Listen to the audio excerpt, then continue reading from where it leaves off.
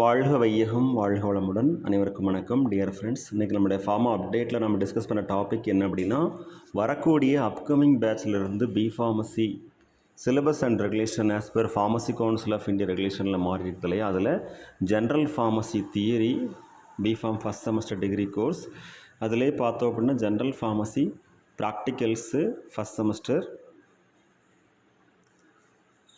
at the same time pharmaceutical inorganic and analytical chemistry theory, pharmaceutical inorganic and analytical chemistry practicals, human anatomy physiology and pathophysiology 1 theory, human anatomy physiology and pathophysiology practicals with recommended textbooks, introduction to pharmacognosy theory, introduction to pharmacognosy practicals, healthcare psychology and communication skills.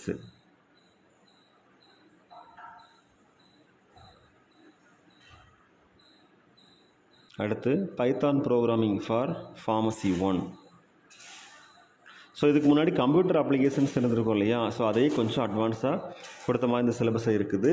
இதுதான் friends B Pharm first semester degree கோர்ஸில் B Pharm freshers படிக்கக்கூடிய subjects. Best wishes for all success. வாழ்க வையகம் வாழ்க வளமுடன். நன்றி.